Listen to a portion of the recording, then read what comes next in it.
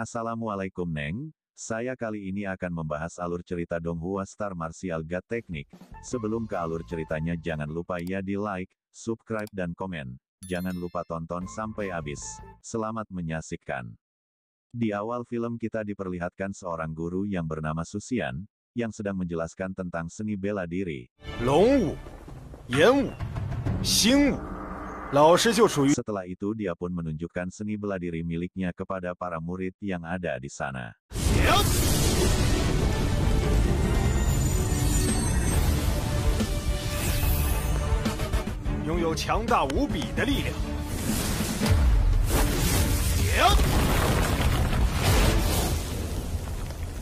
Lalu seorang pria yang bernama Ye Xinghe tanya tentang praktisi bintang. Kemudian guru tersebut pun bilang bahwa praktisi bintang memiliki keunggulan pada segi kekuatan fisik. Namun guru tersebut juga bilang bahwa orang dari praktisi bintang sangat jarang mencapai ranah surgawi tingkat 9. 已经少之又少了。就算是体质最好的演武者，最重要的还是自己去努力。去看看天赋测试安排的怎么样了。 Tak lama dari situ seorang pria songong yang bernama Liang Yu berkata bahwa dia akan mengendalikan kelas tersebut sepenuhnya. Karena keluarga dia adalah keluarga terkuat kedua di kota tersebut, jadi dia merasa paling berkuasa di akademi tersebut. Kemudian dia pun mendatangi Ye Xinghe, lalu hal tak terduga pun terjadi. 就这么和主家说话？你们星宇世家的家奴？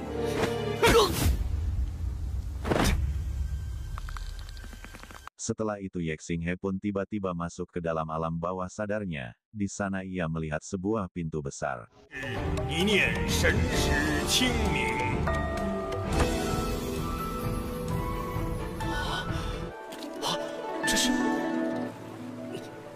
Tak lama dari situ muncullah seekor naga. Lalu saat sang naga tersebut hendak menyerang Ye Xinghe, Ye Xinghe pun langsung tersadar saat Liang Yu hendak menyerang Ye Xinghe lagi. Seorang wanita cantik yang bernama Eng Seyun melarang Liang Yu untuk menyerang Ye Xinghe. 她是谁呀？她是天河世家的大小姐安雪云。就算你们是他们的主家，你也没有必要在这里欺辱她吧？磕3个响头，我就既往不咎。 Untungnya Pak Guru datang, lalu Pak Guru bertanya apa yang terjadi pada Ye Xinghe.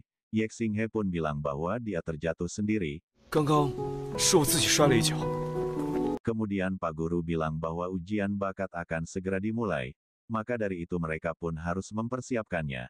Akhirnya para murid pun pergi dari lapangan tersebut dan bersiap-siap untuk mengikuti ujian bakat. Namun di sini Ye Xinghe mengingat tentang apa yang keluarga Liang Yu lakukan terhadap keluarga Ye Xinghe, yang membuat bibi Ye Xinghe meninggal dunia. 不成不好，求大人多宽限呐！滚开！用你女儿来顶啊！老东西，你女儿姑姑就是死在他们的手里。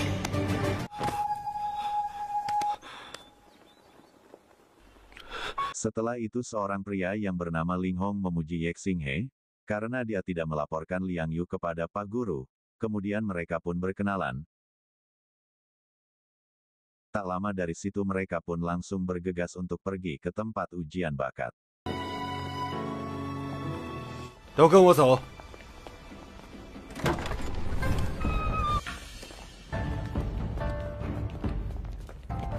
Setelah mereka sampai di sana seorang kakek tua yang bernama Xingsu menjelaskan tentang tata cara ujian bakat berlangsung. Dia bilang bahwa jika mereka bisa mengaktifkan 2 kristal berarti normal, jika 3 kristal berarti sangat bagus, jika 4 kristal berarti jenius. Kemudian dia berkata bahwa orang yang bisa mengaktifkan 3 kristal akan menjadi murid dari guru terbaik di akademi tersebut. Lalu para murid pun langsung mencoba untuk mengaktifkan kristal-kristal tersebut. 第4枚，梅赤灵之精，天恒世家的嫡女果然。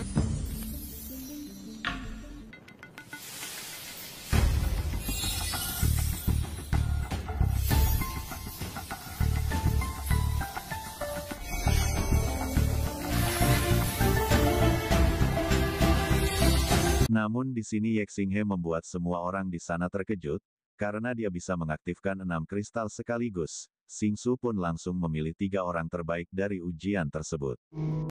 An Xueyun, Liang Yu, Ye Xinghe. 我们以后就是同门了，请多多指教。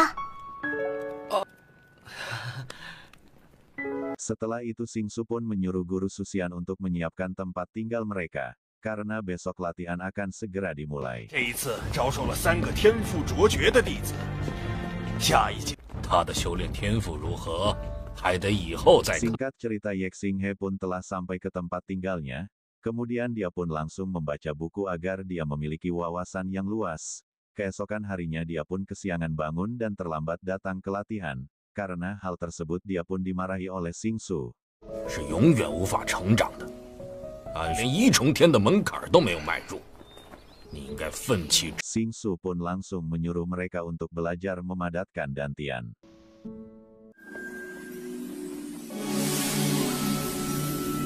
我好像已经感应到气了。 Namun lagi-lagi Yexinghe membuat terkejut Xingsu, karena Yexinghe dapat belajar dengan sangat cepat. Kemudian Xingsu memberikan buku seni bela diri bintang kepada Yexinghe. 修炼到一重天境界，便可以按照这本小册子上。 Xingsu pun menanyakan tentang cita-cita tertinggi para muridnya dalam belajar seni bela diri. Kemudian mereka pun menjelaskannya. 为了封侯拜相，成为大周帝国的栋梁之臣。武道是为了自由，遨游天地之间，畅行天下。要让我的族人过得更好。 让族人过得更好，这也算是一个理想吧。 Saat Yexinghe berlatih di tempat tinggalnya dia pun masuk ke ranah surgawi tingkat 1, namun di sini dia kebingungan karena menurut Xingsu untuk naik ke ranah surgawi tingkat 1 butuh beberapa bulan, tapi dia naik ke tingkat 1 hanya butuh 7 hari.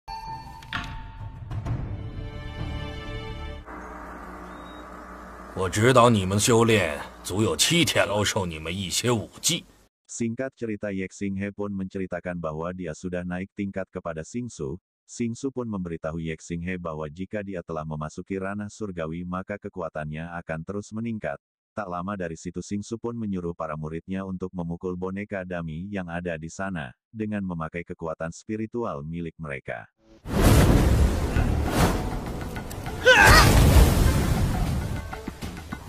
你们的力量还远远不够。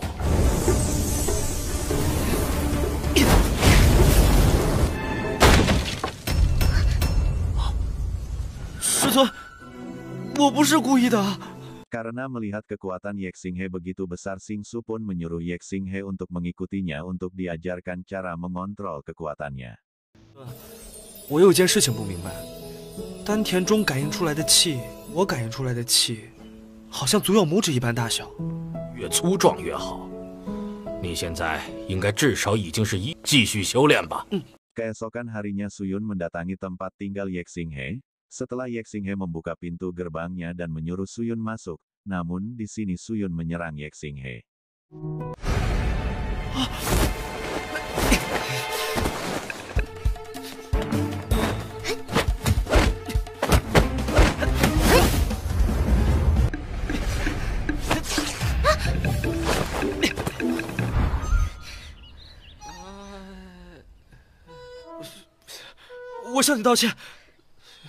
Saat Suyun pulang dari sana tiba-tiba dia terjatuh, lalu Yexinghe pun mengobati luka Suyun dengan menggunakan kekuatan bintang Yexinghe. Akhirnya kaki Suyun pun sembuh tanpa luka sama sekali. Kemudian Suyun meminta Yexinghe untuk meminjamkan bajunya, karena baju yang ia pakai telah robek oleh Yexinghe.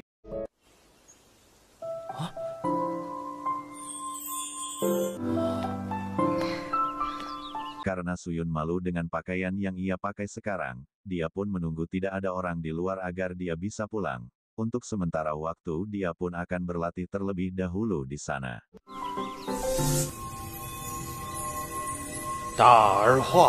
Keesokan harinya di lapangan Akademi Yexinghe pun bertemu dengan Ling Hong.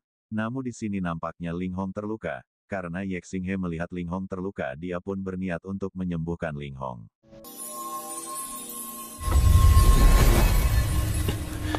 星河，你不要告诉其他人，你只要知道，我不会伤害你。 Tak lama dari situ Pak Guru Susian pun datang, dan memberitahu tentang anggota yang akan Guru Susian pimpin di perjalanan menuju ujian berikutnya.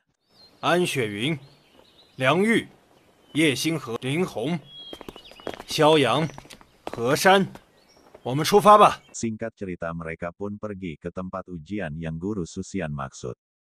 Di sini Ling Hong menanyakan tentang perkembangan dari kultivasi Ye Xinghe. Ye Xinghe pun bilang bahwa dia telah berada di surgawi 2 atau 3. Mendengar hal tersebut Ling Hong pun memuji Ye Xinghe karena perkembangan dia yang sangat cepat. Akhirnya mereka pun telah sampai ke tempat ujian yang Guru Susian maksud. Dia pun menjelaskan tentang monster yang ada di dalam hutan tersebut. Tanpa disangka-sangka seorang murid yang bernama Liang Jian mencari masalah pada Ye Xinghe. Namun untungnya Ling Hong menahan serangan yang dilancarkan oleh Liang Jian. Ling Hong pun menantang Liang Jian untuk berduel 1 lawan 1 melawannya. Namun di sini Liang Jian bilang bahwa dia ingin menantang Ye Xinghe. 星河同意了，那我们请全班的人，还有导师们做见证人。 Karena mereka setuju untuk berduel, Guru Susian pun memperbolehkan mereka berdua untuk bertarung.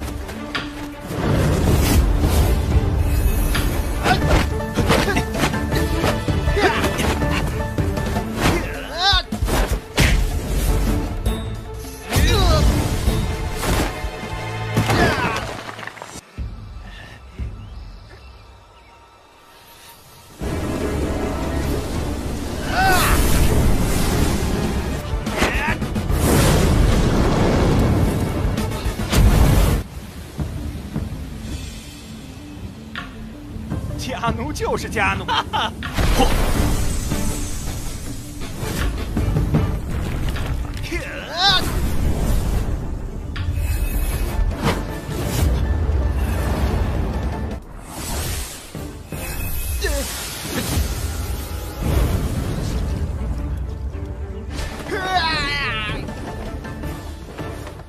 Akhirnya pertarungan tersebut pun dimenangkan oleh Ye Xinghe. Kemudian Ling Hong pun memperingati Ye Xinghe agar berhati-hati di masa depan, karena keluarga Liang Yu telah dipermalukan di muka umum. Saat Ye Xinghe sedang berjalan bersama Ling Hong tiba-tiba dia dihadang oleh 2 orang wanita cantik. Mereka berniat ingin diberi nasihat oleh Ye Xinghe. 叫赵宁儿，我也是新武者，我也想知道星河师兄是怎么……我也不知道。 Suyun yang melihat hal tersebut menyuruh Ye Xinghe untuk datang kepadanya. 不好意思，我有事先走了。 Setelah itu dia pun menyuruh Ye Xinghe untuk menjauhi 2 orang wanita tadi, karena menurut Suyun mereka memiliki niat buruk pada Ye Xinghe. Di sini juga terlihat bahwa sebenarnya Suyun menyukai Ye Xinghe. Dia juga beralasan bahwa luka di kakinya belum sembuh, dan ingin disembuhkan lagi oleh Ye Xinghe, padahal sebenarnya luka tersebut sudah sembuh total. Singkat cerita Guru Susian pun menjelaskan tentang monster yang akan para muridnya lawan. Kemudian Ye Xinghe pun disuruh untuk membunuh monster burung api. Tak lama di situ dia pun langsung bergegas.